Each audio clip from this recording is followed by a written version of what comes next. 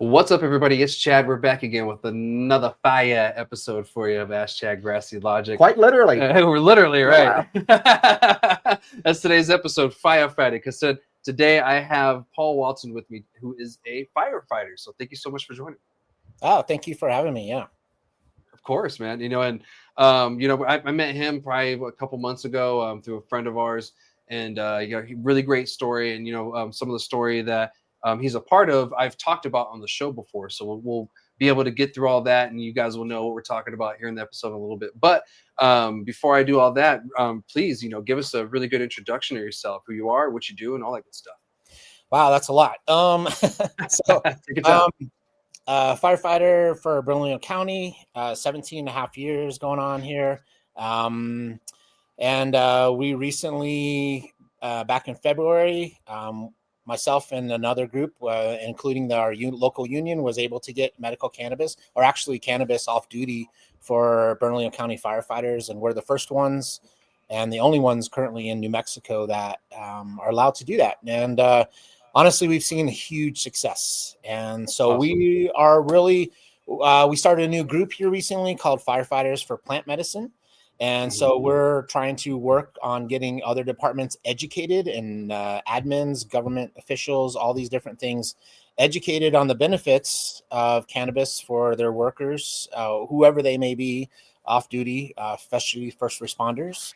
And because it's helped us out so much. And then we're also working on trying to advocate for the psilocybin bill and getting some language in there for first responders, at least recognition. And hopefully get in some stuff, in New Mexico, we're developing this. So hopefully we can get it affordable and accessible for everybody, not just first responders, but yeah.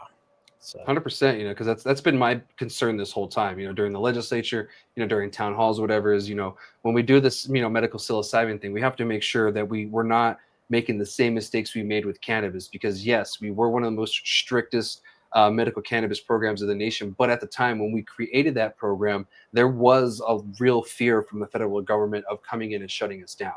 So the reason why it was written that way was due to a lot of fear on top of a lot of stigmatization.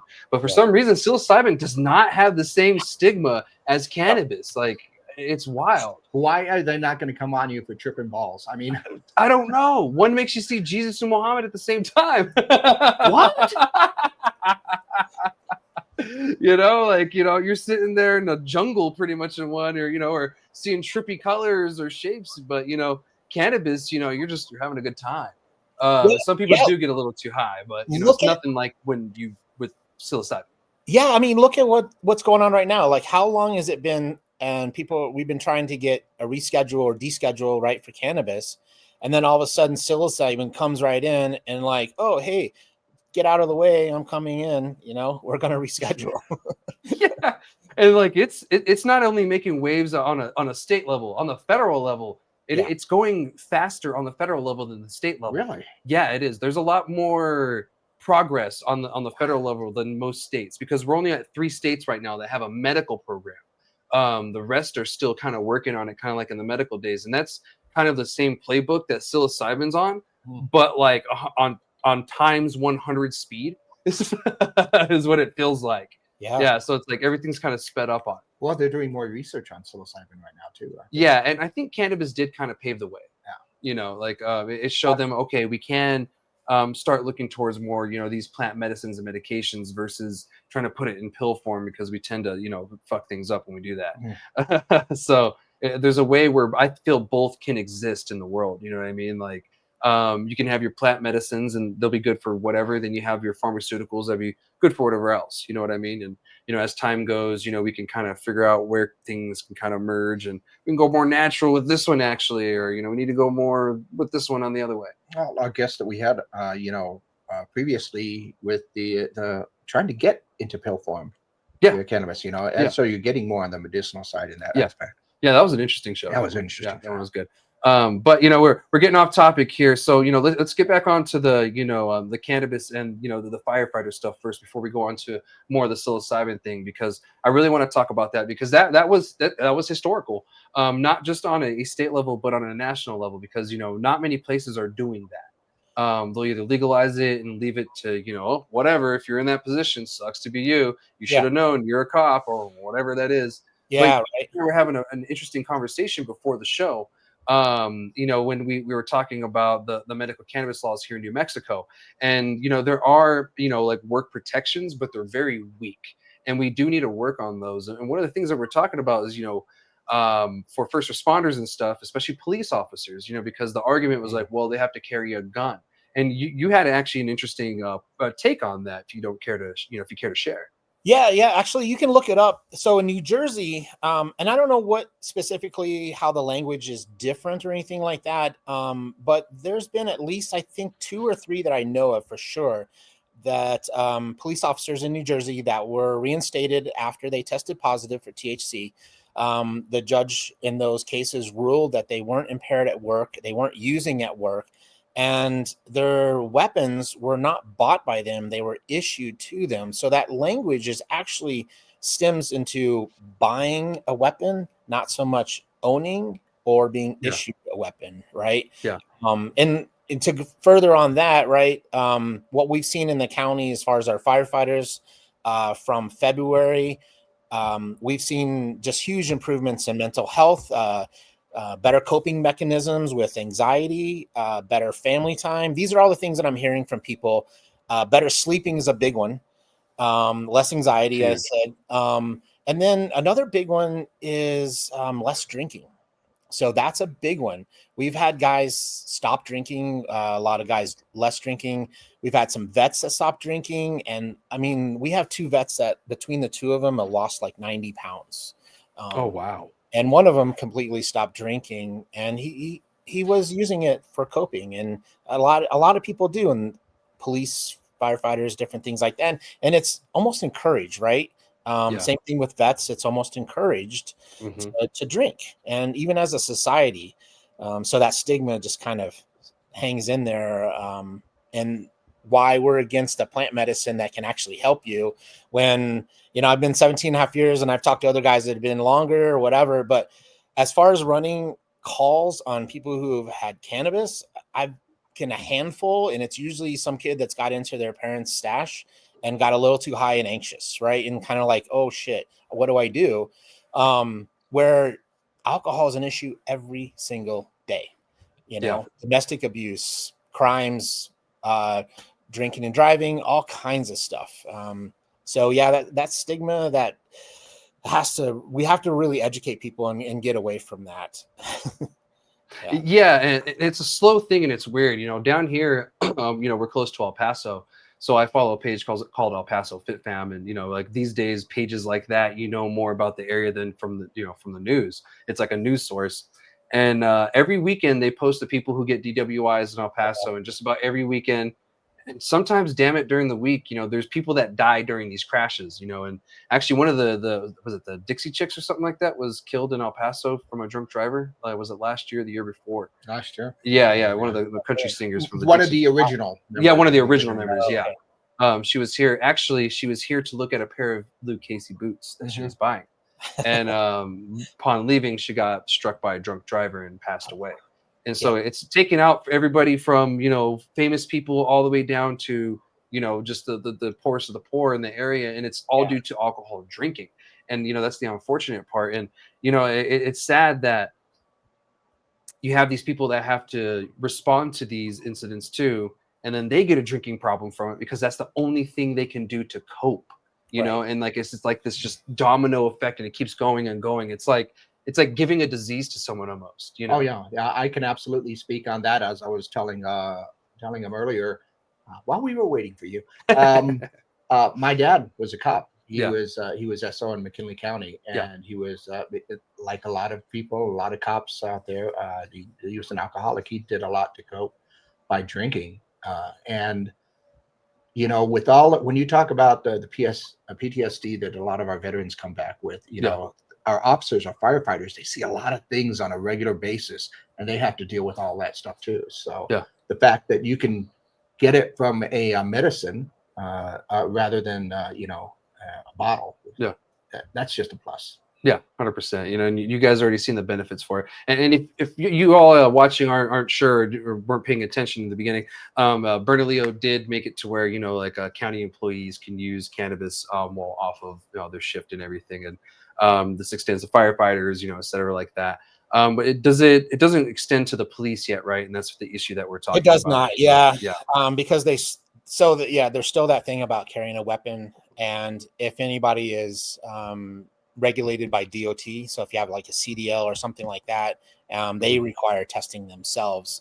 Firefighters are actually exempt from DOT, and that was a bit pushback and misinformation when we first started doing all this as well. So there was the DOT thing, there was the Drug Free Workplace Act. So there was misinformation about that. If that you had allowed cannabis for off-duty use, somehow you would lose federal funding because of that. And that bill does not require any drug testing at all, actually. You just have to have some kind of program in place to discourage people from coming in impaired, and then have information if people need help for some kind of addiction and stuff like that. So there's a few rules in there, but there is no rule for testing, to be honest with you. So we found out a lot of some of this information. We started finding out from places like Pittsburgh that had already done this. I think they're about 4 years into allowing cannabis themselves. And so there's been a few other big departments that have done this. New York City has actually done it a couple years ago. Phoenix, the whole city of Phoenix actually changed their drug policy. Let's see, Washington State, California, Virginia, and I think like Maine or Maryland actually put some language into their state policy that allows for first responders. So the cool thing was we were working for firefighters to get it for us for off duty for medical issues, PTSD, you know, anxiety, sleeping, all those kinds of things. But the cool thing that happened from that is that the county changed their entire drug policy. So they 3-tiered it basically. We're in tier 2. Yeah. So we still get randomly drug tested. However, cannabis is not in that test. So the only way that we get cannabis tested is if somebody is a reasonable suspicion of impairment, and then they'll be tested. And we actually were able to get blood testing in addition to a mouth swab, which is honestly the least reliable of testings. So we had blood testing in there, and we're able to get that in there to actually have a reliable test. So coming back full circle to the whole state policy, right? It should be about workers' protections of impairment, right? Not what you did 2 days, 3 days, a month ago. It should be about if you came to work impaired, right? Just like anything else. Yeah, 100%. You know, because I think that's where people have the misconception, including myself, before we had this conversation.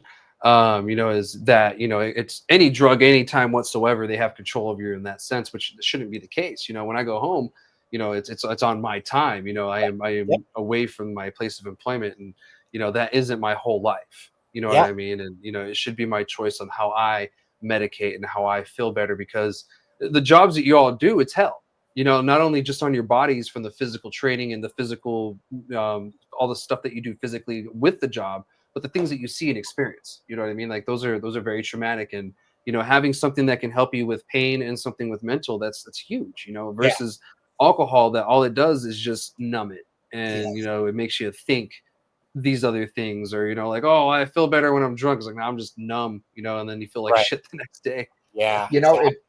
It blows my mind that, since I've been learning a lot in the past few years with Chad, that the stigmatism that comes along with cannabis is there, but alcohol, prescription drugs, SSRIs, all of those other stuff like that help for depression and all that other stuff that they will medicate you for. It's like, there's no questions. Just go ahead and do that. You can do that while you're on duty. That'll be fine. No. You can get legal cocaine. Yeah, pretty much.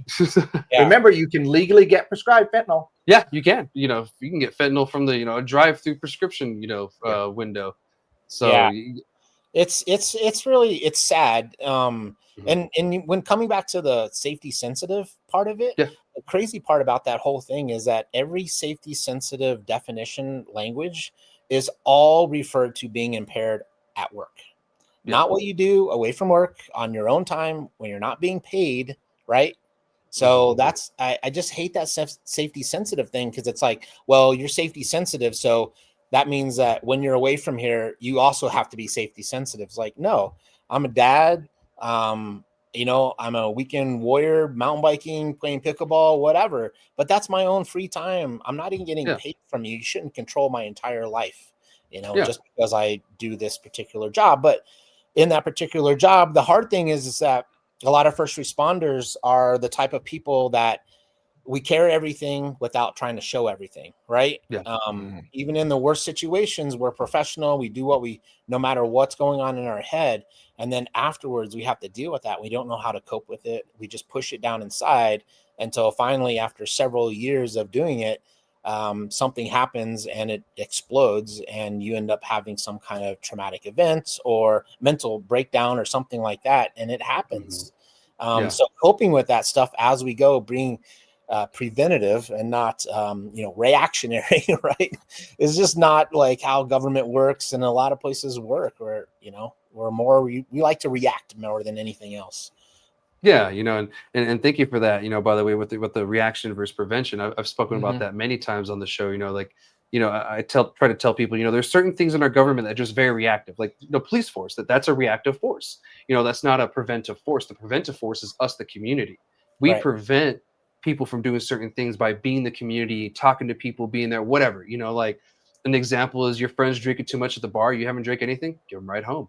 You know, don't let them drive drunk. You know, be the DD, you know, like, look, we'll leave your car here, you know, like, and we'll come and get it in the morning, you know, or whatever, you know, that's just one little example, you know, or, you know, your nephew's being, you know, a little crap and he's, you know, skipping school, you know, scold him for it, you know, let the parents know, and, you know, kind of work with the kid a little bit, maybe like keep him out of trouble, you know, from doing something, or being at the wrong place at the wrong time. Cause, you know, here in Las Cruces, unfortunately, we had that mass shooting here, you know, a while back that stemmed from, you know, a disagreement, and innocent people got shot, and somewhere there, just wrong place, wrong time.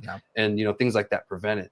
And, you know, to be honest, it probably prevents people from taking guns to something like that anyway in the first place. You know, because, you know, that was a little ridiculous.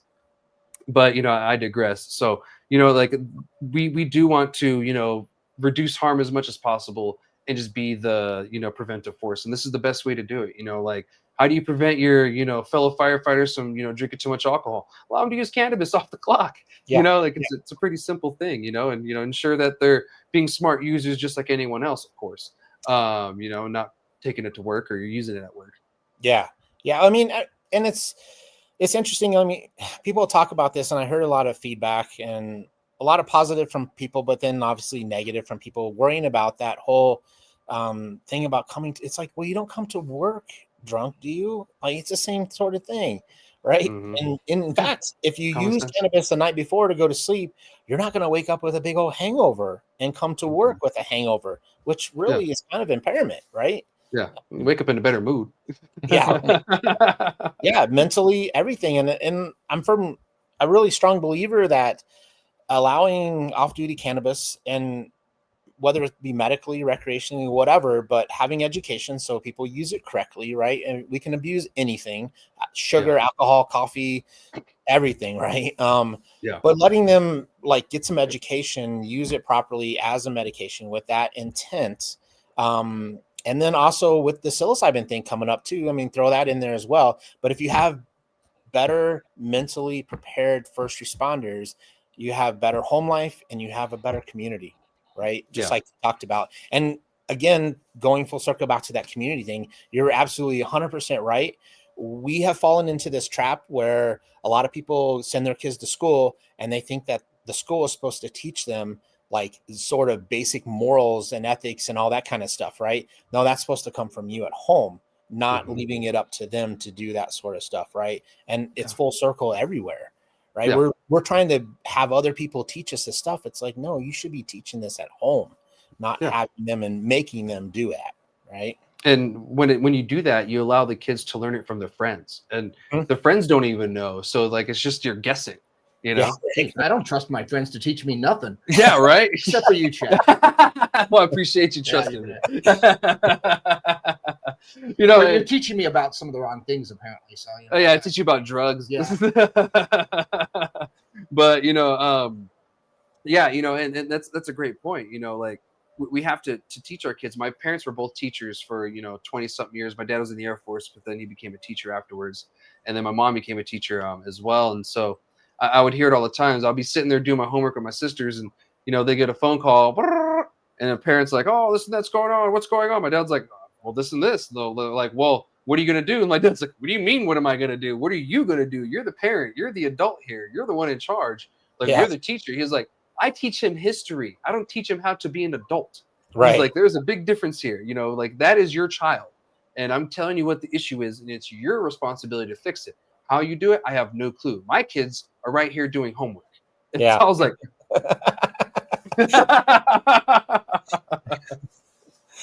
so, that's one thing that I really hope that changes in the future with, our community is a little bit more community, like, a little less of this, separation thing, like there was, a little more accountability when, we had community more involved with each other. And I don't mean just like your neighbor, your family, like your family is community, your cannabis industry people is community, and stuff like that. Yeah, I know you're looking at me because I have that look on my face right now. Yeah, I was like, Gina wants to say something. I don't want to derail anything or just get it off topic. I don't want to go down any rabbit trails. But I remember being in a grocery store once, and parent and kid, kid's probably 5-6 years old, not behaving, not listening or anything else like that. I see the parent just, you go like, oh, he's gonna get in trouble, right thing, like we used to. No, parent pulled the kid in and says, hey, you better start being nice, or you better stop misbehaving, or else I'm going to tell your teacher. And I'm going like, wait a minute. When did telling your teacher that you did bad things is more of a threat than, wait till your dad gets home?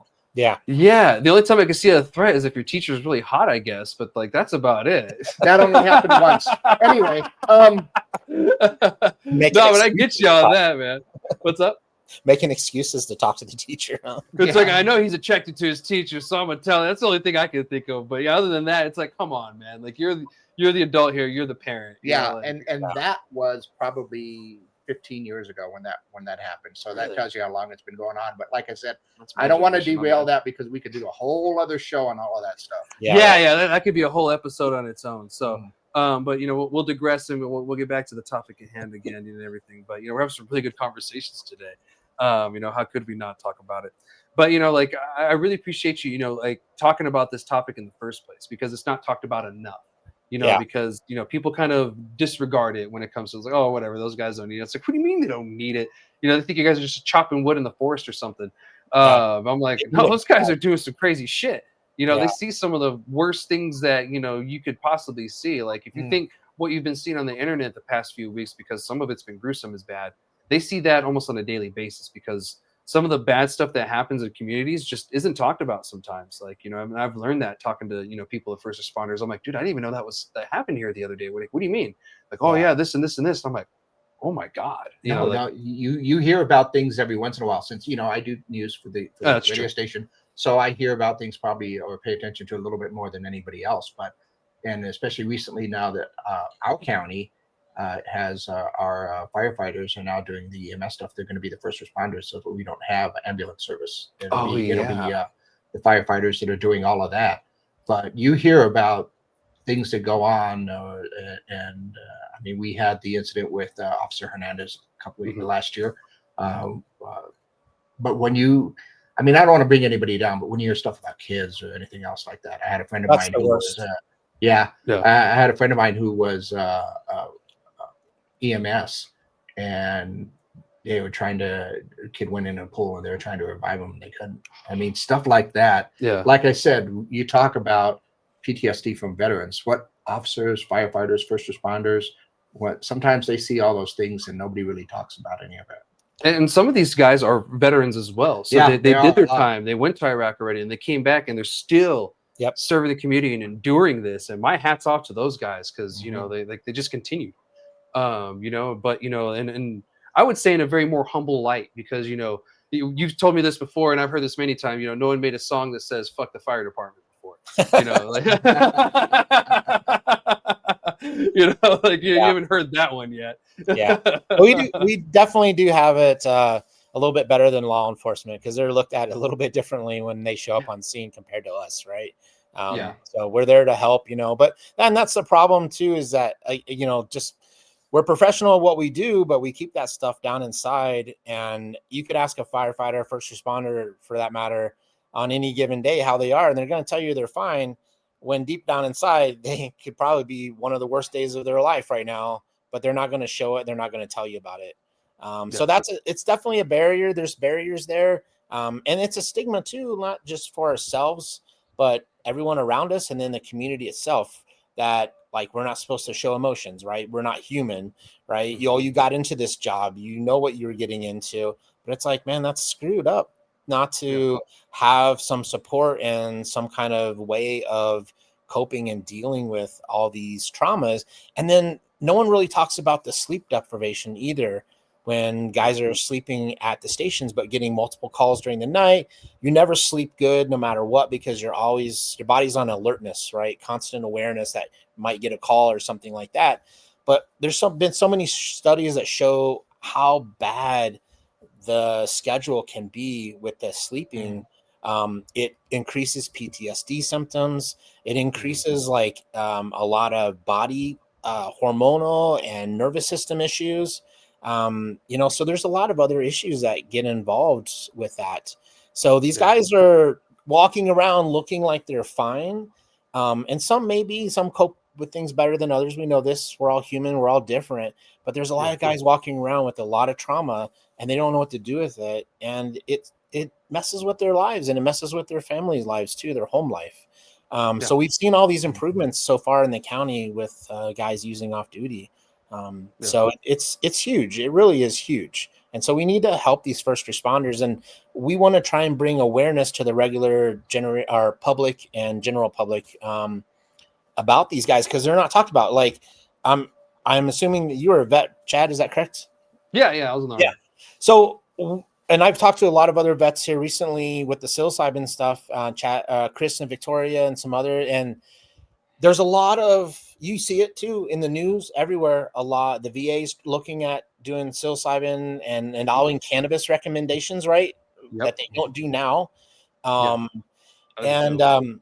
we're seeing that a lot of vets, there is a lot of recognition for vets, but there's not much awareness for the first responders in your community that do a whole career doing this sort of stuff, So, and my wife works at the VA, and she sees a lot of it too, where guys are vets, they come in with different ailments and they're on hospice care, or they're, different things like that. And they're not allowed to use their cannabis, anything. Right. And it's something that they've been using, but they'll gladly give them, these pharmaceutical drugs, right, that may help in some ways, but there's a lot of side effects to most of them too. Yeah, or it may help temporarily, and then until the depression hits, and you just kind of go through it, or you have to take more or whatever. That's the unfortunate part. And these are great things, and to be honest, I've been seeing it change more lately. On 9/11, they had a first responder appreciation at a lot of dispensaries that I saw, and military. It was like a both kind of thing. So a lot of them are really hooking people up, 30-40% off if you're first responder or veteran. And I was like, that's great. I love that. Or prior even, I think that's important too, because those traumas don't just go away when you stop doing the job. We've seen that time and time again. So at any point you should be able to use for that. So I'm glad that people like you are out there fighting and everything. When did you decide to start becoming a cannabis advocate? That's a good question. So I had a history before I got into the department with it. And I actually had a history with psychedelics as well. I had life-changing experience before I got into the fire department. But what happened was I stopped using anything, right? Well before I got in. And then over the course of these 17 plus years, little things started happening, and you don't really notice them on that small scale, right? Until they start getting bigger and winding up. And by the time they're kind of wound up pretty good, you're already in the thick of it, and you don't really realize a lot of times how your reactions are, and to different things that shouldn't be reacting in those ways, right? And you get a lot of chaos in your head. And so what happened it's coming up on about 3 years now. I had hernia surgery from injury at work, and I was probably at my lowest point at that point. Like I was bad. And so I got a medical card before my surgery. I knew I was going to be off for a few weeks, and I started taking the opiates when I got home. I had 5 hernias repaired at one time. So it was pretty painful. Shit. Yeah, it was bad. That's a whole nother story of why it took so long. But anyways, workers' comp is not the best. Not really there to help you very much. It's just another insurance, to be honest. Yeah. But so I took the opiates that they gave me first 3 days, and I've never been very good at pharmaceutical medications. A lot of times I'll have reactions to different things, and I just felt like crap. So we tried some cannabis, and I hadn't used in 15 plus years, and it was crazy. So it helped me with my pain, but it helped me come back to who I was before I got in the department as well. And so it started me on that mental health journey. And I remember the first post-op surgery, I went back to the doctor, get everything's checked, right? Asked me what I'm doing for pain management. And I said, well, I took the opiates, but I didn't like it. So I started using the cannabis instead. And they were like, I'm more than 100% supportive of that pain management style. Yeah. And it worked great. I started doing paintings. It was crazy. It brought me out of the shell I had been in, and all this trauma started coming out and getting released that following year. So segueing back into, then what happened was started talking to I knew that the local union, our union, had been looking at setting up a cannabis committee to possibly looking at some stuff. They hadn't quite done it yet. But I got a hold of my friend who was the Democratic chair for New Mexico. She hooked me up with Liz Thompson, who's the health and the HHS chair, and told her kind of what we were looking at doing, or kind of the language in the Linen-Aaron Act about the safety sensitive to get changed. And she was 100% on board. So we formed this committee real quick, got our president, Teddy Igbuhai, and Miguel Tittman, our chapter president, on this committee. We started looking at language. We got some language. We presented it at the long session, not this past one, but the one a couple years before. And it got a little bit of legs on it, but it didn't go very far. So this last one, it seemed like it went a little bit further this time. And the language changed a little bit to refer to about impairment instead. And then it got stalled again. So hopefully we can get something better and something passed this next time. But that's what got me started on that cannabis, was helping me, to be honest. And I saw how well it worked. And then I started looking at other departments that were doing it. We're not the first ones. So we can do this, right? Yeah. We're in a pretty good state to do this. It wasn't easy. But it took about 2.5 years, and we finally got it done. And all the commissioners voted unanimously 3 times to pass it. So it worked out great. But during that journey, I had I went up to Colorado, about 2.5 years ago, and had an experience up there, and it'd been a long time. So I was actually pretty nervous about it, but it really fell back into familiar territory right away from that. And then I came back and did it again a year after that. So I've done a couple. And as we know, everybody's talking about this analogy of psilocybin and the mental health of basically being 20 years of talk therapy in one session. And it's true. It really is. Whether it's a hard one or not, right? If it's a hard one, it was probably meant to be a hard one, to get that crap out of you so that you do feel better and more open. Yeah. So that's what kind of started that whole process. Nice. And maybe this will motivate someone else in a similar position of you to, kind of, join in a similar journey. Because I've noticed that, with my advocacy through years, that it's caused, other veterans to join, or other people to I need to join in this too. Because, one person can change some things, but if there's a bunch of us together, we can change it faster and better. you know, Yeah. because like I'm just one person, Yeah. you know. Maybe a bunch of people like sometime in January at some circular house that's happening up in Santa Fe. I mean, I'm just saying. Yeah. Yeah. Some roundhouse. Roundhouse. That's Yeah, what it is. That's what it's roundhouse. called. Yeah. Yeah. Legislature. That's right. New Mexico State Legislature. That's it. It happens every January. year. So It's a tough one when there's a short session though, and Yeah. it's budget oriented, right? So that's a tougher prospect to get something like that passed.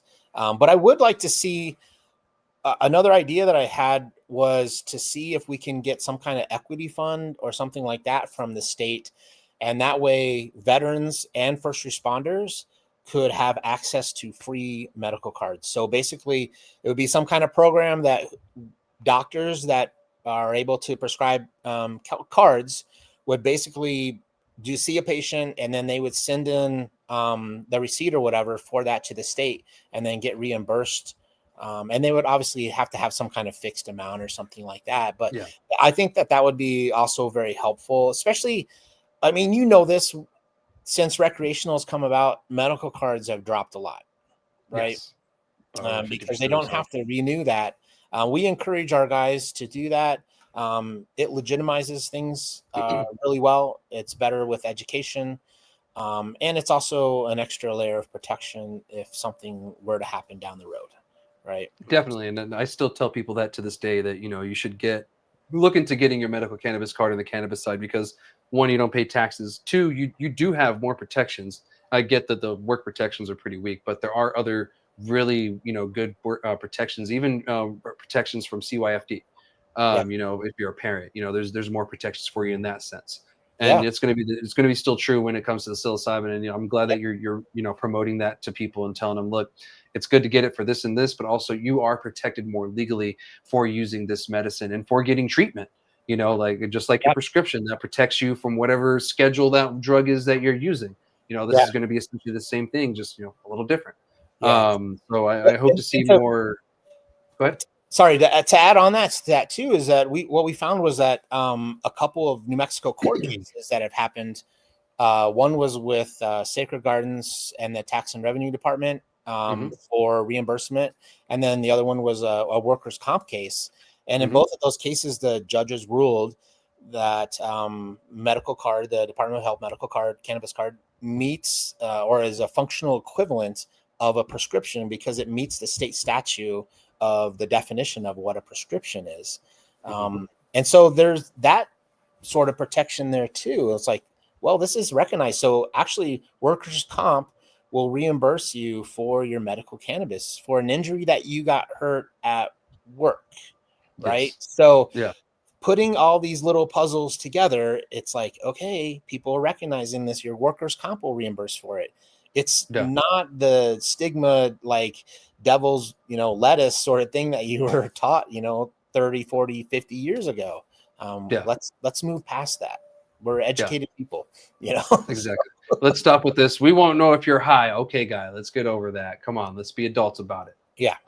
So, you know, I totally get that. And I hope we do change it. And when time comes, you know, let me know and I'll join the fight on that, because that's something that I wanted to change too.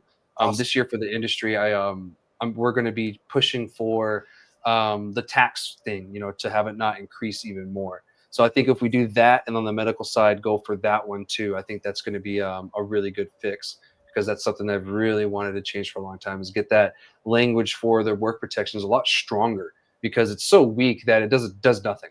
You know, it's just there for, you know, for looks, you know, and to be like, look, we did something.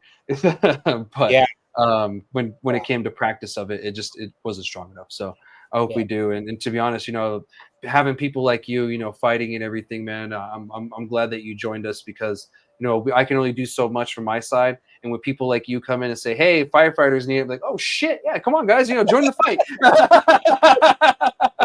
So we definitely want you guys on our side.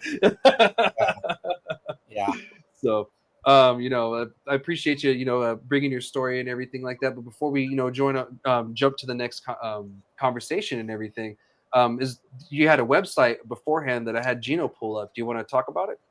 Yeah, I mean, we just threw this up together. I mean, so I'll be honest with you. This was an idea that we had about 3 months ago, firefighters for plant medicine. And we just started thinking about, okay, so we got it for the county. And I had to take a little bit of a break, to be honest with you, because like 2.5 years of, I can't even tell you how many hours I spent on the phone or researching or writing little papers or putting together little PowerPoints and stuff like that on information. It was consuming.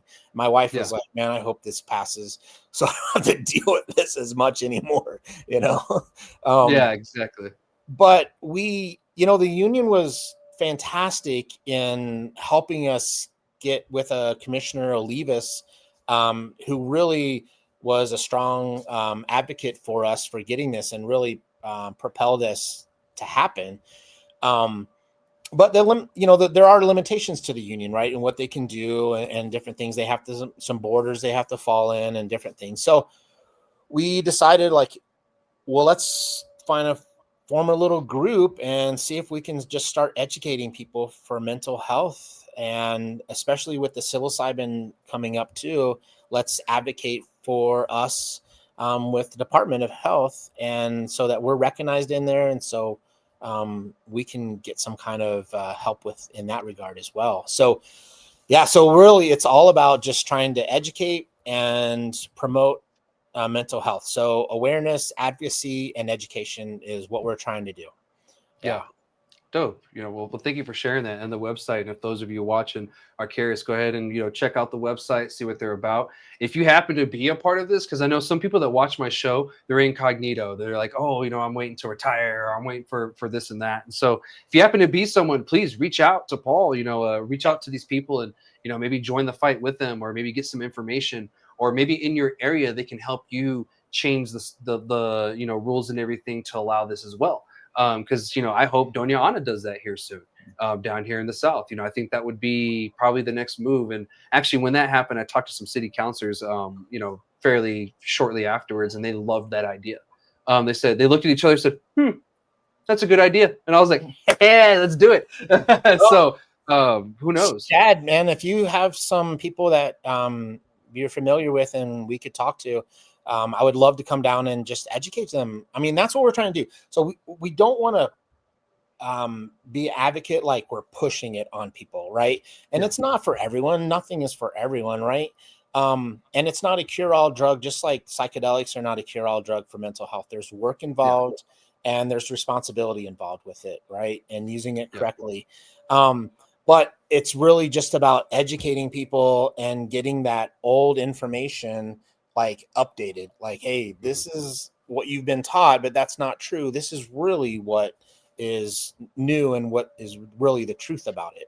And then they can make their own opinions from that. But it's been so beneficial and helpful to a lot of guys. And it's not just us. Talking to guys in New York and Pittsburgh, and Prince Williams, I was talking to them earlier when we were doing all this. They've had the same thing. Better mental health for their guys, less alcohol related issues for their guys. Everyone has said that. So that's that's a huge positive. And people are like, oh, you're replacing one thing with another, but it's like, yeah, but how many people like go out and do rampage shooting on things, right? Or go out and, do other domestic violence when they've used a little cannabis? It doesn't happen. So or they get super drunk and do questionable things. Right. Yeah, you get too high and eat some ice cream. It's like, I never talked to someone that got too stoned and they woke up with something questionable in their body, you know what I mean, after a long night of smoking weed. It happens when I'm drunk, so yeah, definitely. And then I thank you so much for sharing all these stories and the fight and everything. And I look forward to us working on some other stuff in the future. Let's maybe I think working on the county commissioners here in Las Cruces or Doña Ana would probably be the best start to get that change going. I think once the county commissioners change that, I think the city will just fall right behind them and change it fairly quickly to match it. Yeah, so that'd be great. Yeah, definitely. So thank you so much for sharing it. And I look forward to keeping this conversation going with you on the next topics and everything. But before we move on, is there anything you want to share before we do? Not so much, really, to be honest with you. Just kind of, if we're moving on, I don't know if we're talking about psilocybin next or anything like that, or what our next topic is you're thinking about. But we've been really working on the psilocybin thing here lately, and just trying to get making our way to advocacy and awareness in this big group that's happening. We know that it's got a lot of steam behind it now that things have been moving forward. And I was just at the Enchanted State event, a couple weeks ago up in Santa Fe. That was a really inspiring event with so many people talking and about New Mexico and what could happen here. So, so we're really trying to work on that. And one of the things that I'm kind of pushing for, and talking to Dominic Zerlo a little bit and some other people, is looking at the microdosing. So when you look at first responders, I talked about this before, those barriers, like the self-recognition, and stoicness and all those sort of things, not wanting to let go of control, right? Not wanting to open up, not wanting to feel weak and look weak to either your family, your coworkers, the general public. Just because you have emotions doesn't mean that you're weak, right? And so we got to get past that. And I really think that guys that are resistant, a microdosing regimen before a macro would really help in that regard of allowing them to become familiar with the medicine, the plant, and opening up a little bit so that they are accepting of a bigger, more intense and helpful journey. Yeah, and that's a good way to really put it, because I've seen people just go balls to the wall straight ahead, but I think getting a microdose regimen going would be very important for anyone really, especially with people within the fire department and first responder stuff, especially once we start getting this cannabis stuff going. I mean, excuse me, getting the medical psilocybin stuff going. Man, I mix those up sometimes when we're talking about both. I've been so used to talking about one for so long, it's I have to get used to talking about both. But that's great that you're talking to Dr. Zerlo too. Great guy. He used to help us a lot in the medical cannabis days, and I'm glad that he's still involved on the psilocybin side too. Yeah, I mean, I've talked to him a few times now. He's actually a really super nice guy. I'm glad that we have someone like that with the Department of Health advocating for the use of plant medicines. And it's interesting because in a conversation I had with him, he has a family history with firefighters. He had relatives and grew up playing around a firehouse when he was younger and stuff like that. So he definitely has a little bit of a connection with firefighters and roots for us. So, but he also has a Department of Health position. So he has to, stay in those guidelines as well, right? Stay in his lane. So, can't veer too much off. Yeah. Can't act like he's trying to promote it and help us, right? And that sort of thing, right? So he has to still do his job at the same time, which is fair. I respect someone who can, keep the two separate. These days that seems like it's kind of rare. People to keep, just things separate from work and the other things too. So I applaud him for it. But thank you for that. Our next topic, actually, the last two topics on my show, I usually just update people on something that's going on, or another topic might be similar. But we had such a great conversation that we got like 10 minutes left of the show, so I'm just going to update everybody really quick on this stuff, and you guys can chime in whatever you like, whatever you think. But I these two last topics. This one actually just came out yesterday at the time of recording. Of course, my show episodes come out on Thursday. We record them on Wednesday. DNA Bernalillo, if that name rings a bell for those of you listening, he was the one who was a part of that illegal Chinese grow operation up north. And he had got popped. They, shut it down and everything. He had over like 1,100 greenhouses out there, or something ridiculous. Yeah, 1,100. Not just like 1,100, 1,100. I think when they took it down, I think he had like 6,000 plants or something crazy, or 60,000. Some I'll look right here. Here we go, right here. 260,000 plants, 260, and 60,000 pounds of processed product is what he had. Yeah. 60,000? Yeah. 60,000 pounds. And like that's processed product. Now, I don't know if that's just straight flour or if he was making other stuff too in manufacturing, they added on. So I don't know what that makeup of that lot is, but that's what they said they found.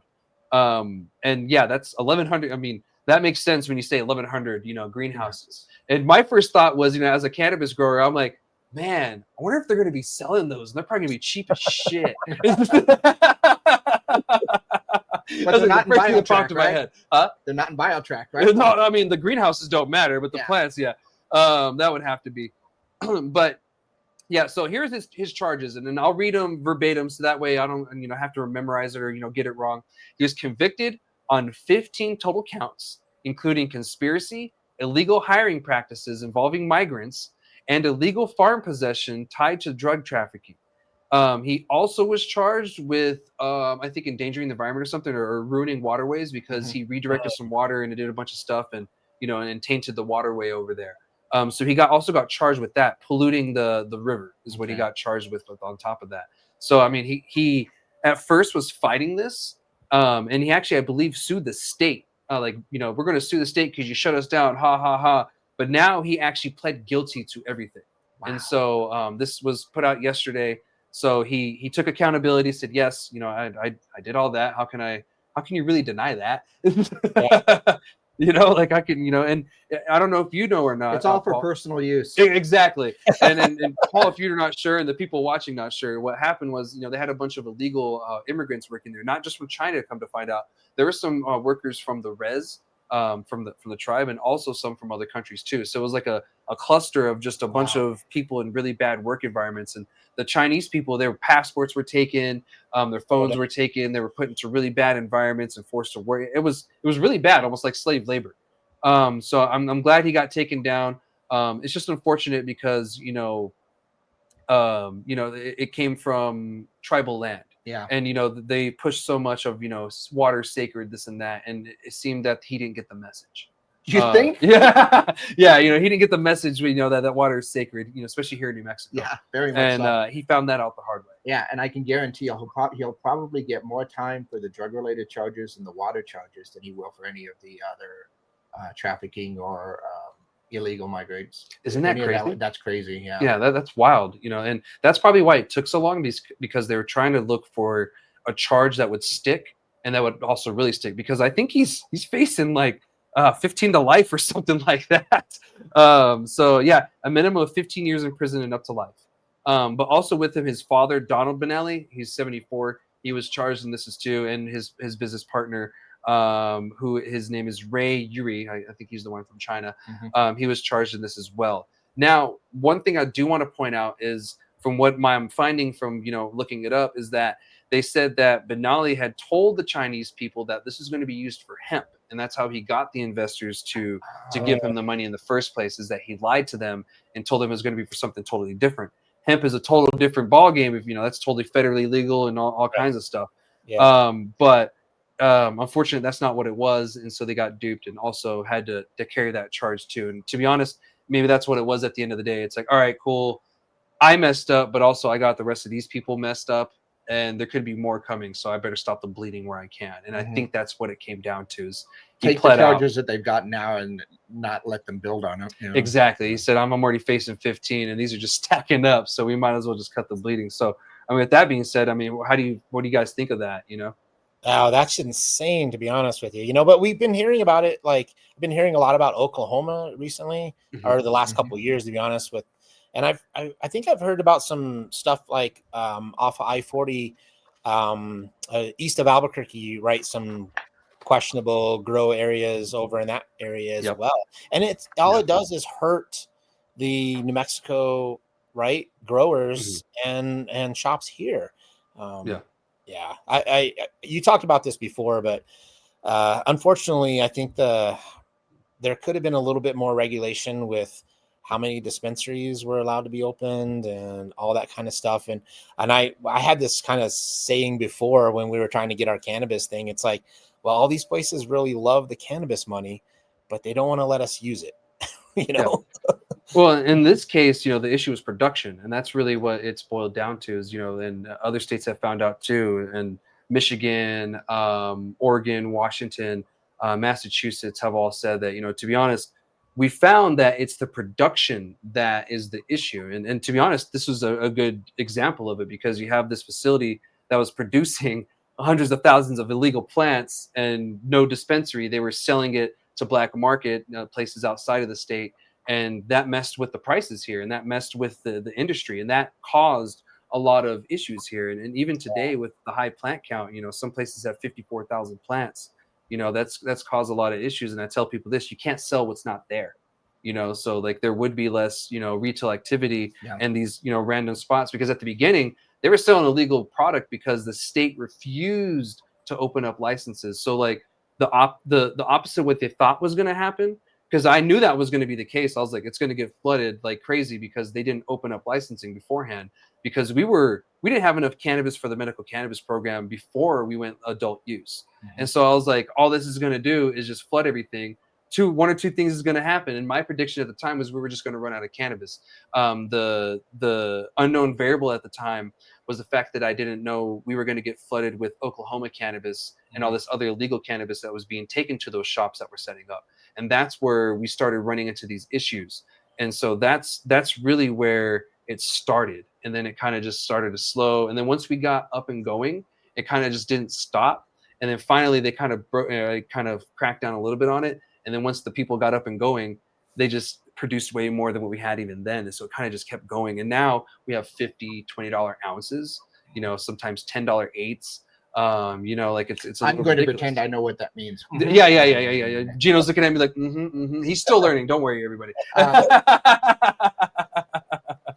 Well, So- I think I've mentioned before that as far as production goes, I think it's a supply and demand thing. Yeah. When you take a basic economics class, that if you have too much supply, I mean, God, the traditional market should have known this forever. If you've got too much, you got to sell it cheap, or you're not going to make any money. Exactly. So our producers, it really should be self-regulating to go ahead and make sure that you keep the prices steady. And what's unfortunate is some of the businesses intentionally tried to flood the market so that way they can push people out of the industry, because the micro farmer is going to have a harder time selling his stuff at a reasonable price if the retailer is going to expect to get it at a very cheap price. But the quality of what they were getting wasn't great either. That's the saving grace in cannabis, is you can have these cheap ounces and this and that, but the quality isn't going to be there where it's going to be with something else. So I think that's where it kind of saves us, and I'm like, okay, cool. Let's focus on the production, because I like seeing craft. And to be honest, when it comes to like the psilocybin side of things, I hope we don't run into this issue again. You know what I mean? I hope when it comes to that, they take that into consideration to say, okay, we're really going to have to focus on the production side, because that's where things can get out of hand, and that's where things can get manipulated. And then it dominoes to everything else. You know what I mean? Like it just bleeds into everything. Well, quality is one of those things that you had talked about. Like the good thing the micro growers have is that craft cannabis is apparently it's good shit. I don't know. I mean, apparently it's good stuff.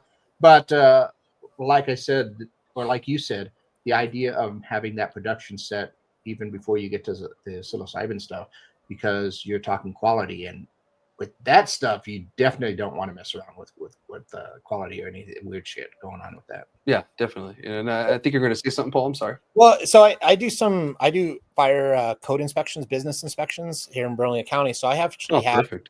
Several dispensaries that I have, and then actually in the East Mountains, there's quite a few growers, and they're micro growers, right? And so I've seen the struggles, and I've heard the struggles from them with water issues, right? They're cracking down, especially this year. I guess they're going around a lot more, cracking down on things. But like you said, I have a prediction, and I think that what's going to happen over the course of the next few years is that you're going to see that craft, and it's going to be like craft brews, right? Like breweries, right? You're going to have this like sort of cannabis that is a mass production, like sort of, plant, right? But then you're going to have these specialty sort of plants that people are growing. And so consumers are real consumers, right?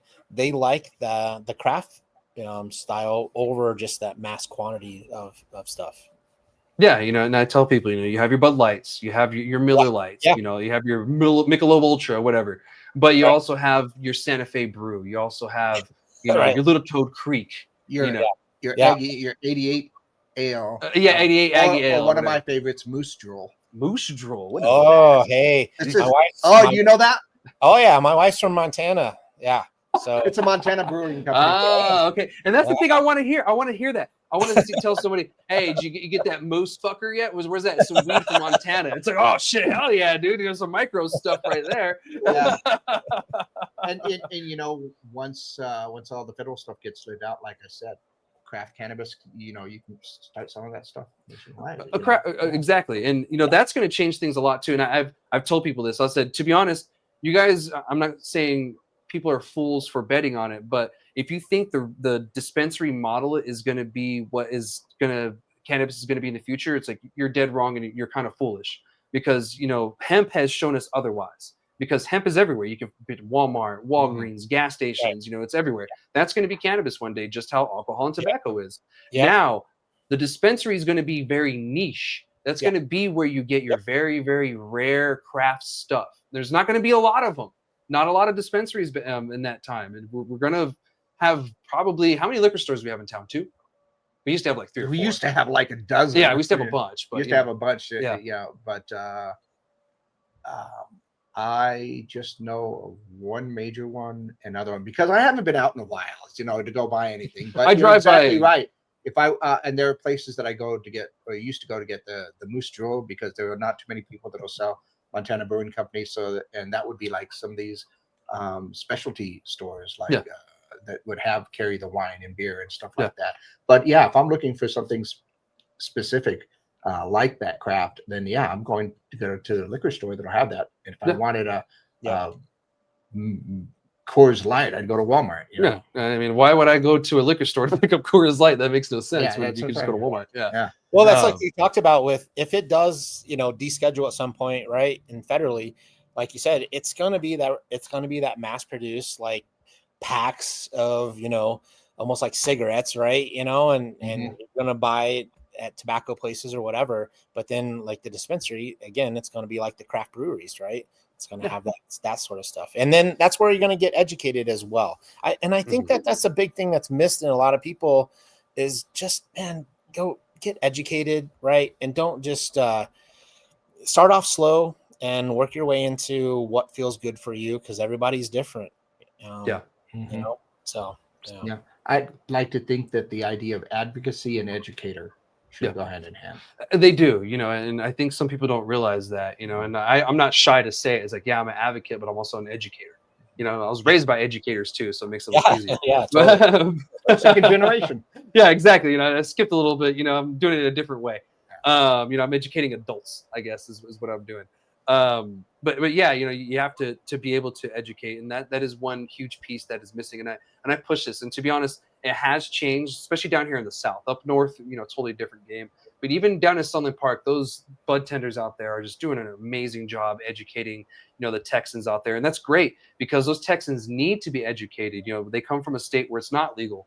And so they need to be on that. And to be honest, one day we're going to be there with psilocybin too. You know, we're going to have to educate the Texans. You know, we're going to have to educate the older people, et cetera, et cetera. So it's good practice for now for us to do that and to educate everybody. Because we will get there one day. It could be 30, 40 years from now, but we'll get there. You know, just like with federal legalization and Texas finally, you know, legalizing it too. It could be 3 years from now. It could be 40 years from now. One day it will happen. And you're going to have to be able to shift when that happens. And that's what I'm telling people right now. Don't bet on the dispensary, dude. You know, you're going to have to figure out how to be a distributor if you're going to do that. Because that's really the only way you're going to kind of make up for, you know, the big change, especially once Texas goes. That's going to change a lot here in New Mexico. It's 50% of our sales, you know, so that's going to be a huge pivot for people. So I'm curious to see when that happens. And to be honest, I think that day might be a little bit sooner than we think. And with that being said, we're going to talk about Texas really quick for our last topic. But before we do you gentlemen have anything on the last topic? No. And thank you for sharing on the inspection part. I was going to ask you that, but I was like, I don't want to assume. And, you know, if he wants to talk about it, he can. So thank you. You know, that's good that you talk about it. You had a really good perspective, because, you know, it's one thing to hear it from me about it, but when you hear someone that, you know, isn't as involved as I am, but you know, you go in and do inspections and you hear the same thing. It's night and day. You know, it's like there you go. You know, I'm not the only one saying it. So thank you for that. And this next one, you might have some things to say too on it too, and I'm sure. So the Texas Alcohol Beverage Commission, they created a emergency rule set. You know, yesterday all the advocates were down there and they're at the hearing for it. And this is pretty much just going off of what the governor wanted. He wanted to make sure that 21 and over is going to be the age limit for these hemp products, and no minors and kids are going to get it. And that's exactly what I've said this whole time. The industry wanted, this is what the advocates wanted, and this is what a lot of the legislature wanted. But, it got hijacked by Senator Perry in Texas. I mean, I shouldn't know this dude's name. I'm not even from Texas, and that's not even my legislature, but I know this dude's name, and he essentially was the one who sat there and argued with everybody that was against his bill and pretty much called everybody a terrible person, and you're feeding people poison.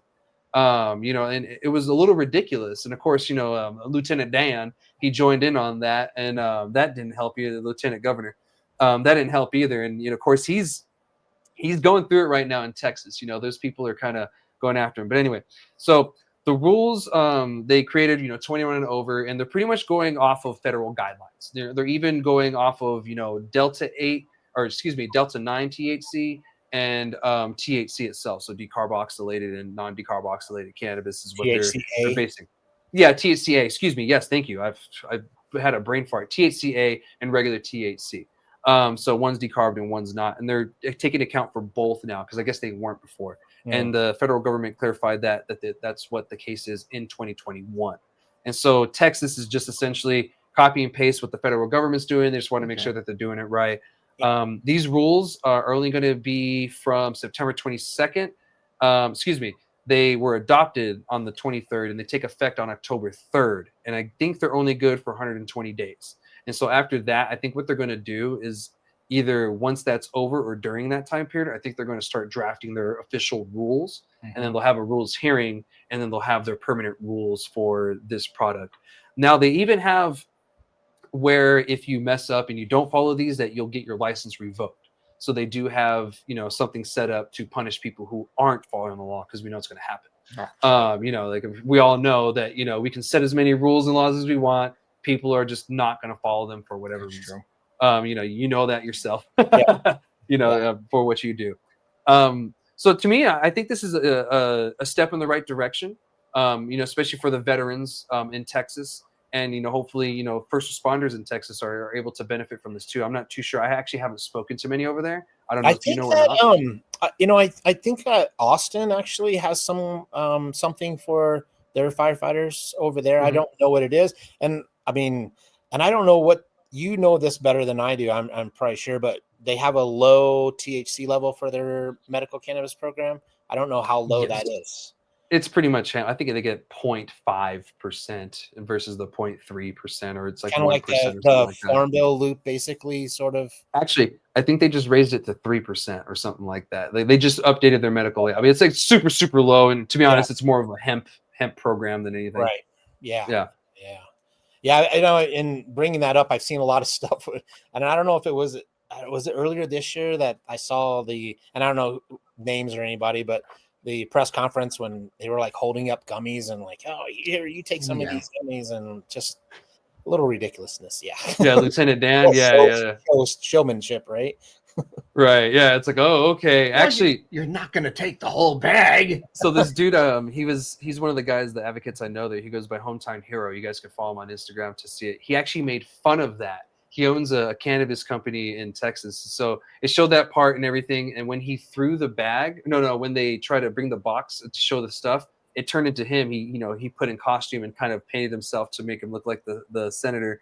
And he said, oh, thank you, officer. He puts it down. And he said, yeah, it's crazy. We have this deal. And so he put all of his products on sale because it happened to be all of his products in that video. He said, here's the hometown discount, blah, blah, blah. I was like, oh my God, he turned it into marketing. That is so genius. Yeah.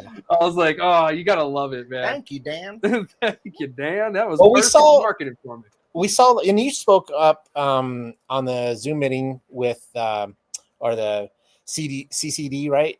Is it CCD? Yes. Yeah, right. Yeah, on the hemp, and I spoke to them as well and put some comments in there about, because they were trying to restrict that as well, and the language was not good for that. And in talking to Todd, I understand too, like everybody's worried about that the Farm Bill loop, right? And people have taken advantage of that and produced a lot of legal products. So there are people worried and trying to how do we fix that? But we have to do a better job. I strongly disagree with blanket policies. They do not work. They punish good people for a few bad people. So I think punishing punishment never people, works. Yeah, exactly. Yeah. Yeah, I learned that in the military. You know, like I was like, this doesn't work. All you're doing is pissing me off when I did nothing. But that's what they're supposed to do.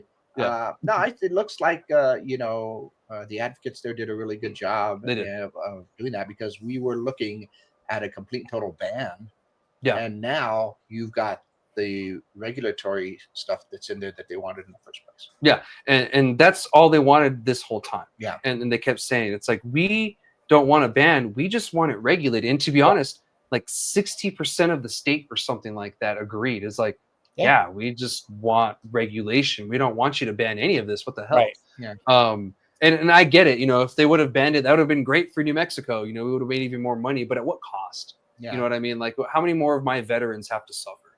You know, just so we can make more money. And I get it. New Mexicans have suffered a lot, but some New Mexicans live in Texas. You know what I mean? And some of them serve too. So, you know, like they should get benefit as well. You know, like we're all Americans at the end of the day. Yeah. You know, and this shouldn't be the case in the first place, where we have this distinguishing between hemp, this cannabis thing, and then this possible Schedule 3 medical thing. And we have all this confusion and all this stuff going around. It should have just been this simple thing: cannabis. Some of it's hemp, some of it's cannabis, some of it's low THC, some of it's high THC. Right. You know, to take with whatever you need. And one day we're gonna have to get back to that. Yeah. You know, and this is the step that we take to get there.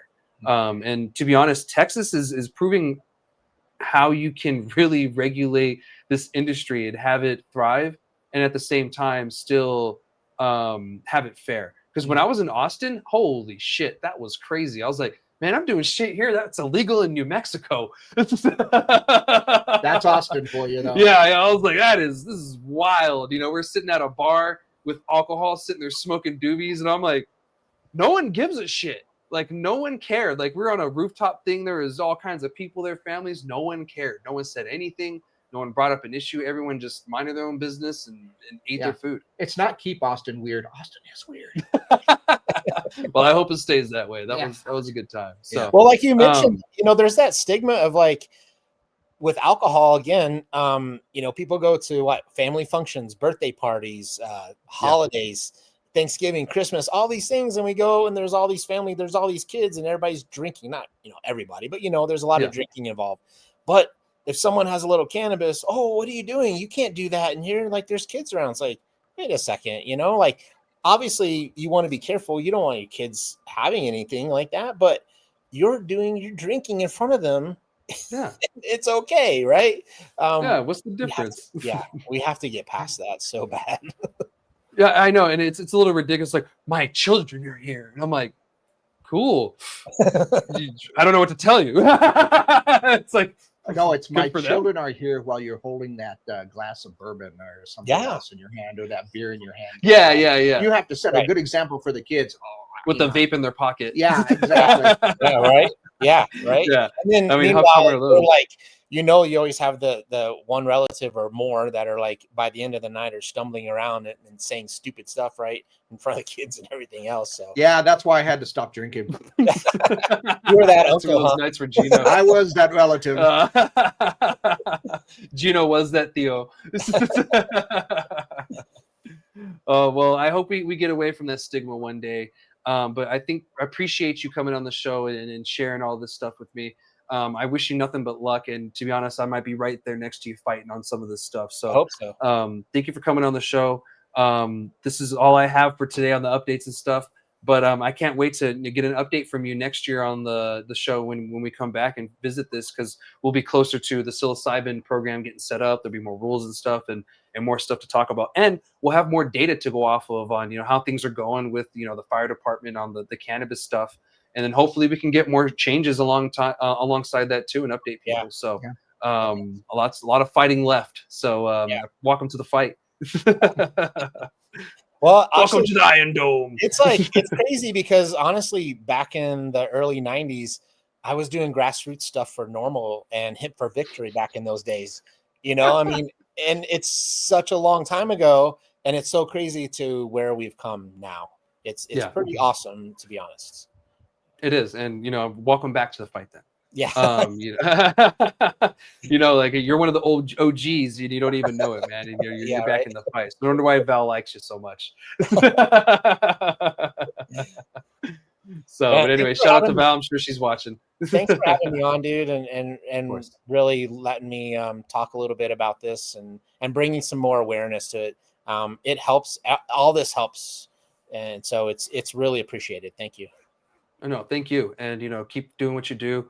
We appreciate firefighters more than you guys know, and sometimes we take y'all for granted. So I thank you guys, and I hope you guys get the relief that you need, and I'm here when you need us, and I'm here for the fight. So Awesome. that's all I have for this week. Thank you again, Gino. Thank you. And I'll be back next week for another episode of #Grassy Logic. We're dwindling down. Last couple episodes, probably what I'm thinking, probably the mid October this year. Mid-October? Yeah, Yeah. mid October this year is probably the last episode. So we can get to the tamales and the pumpkin pie. Yeah, and it just gets really hectic towards the last couple of weeks of that. So it's a little easier just to cut it off. So we're probably 3-4 episodes away from the season finale. So thank you all for watching. We'll be back another episode next week, and can't wait to see y'all again. All right, shoots.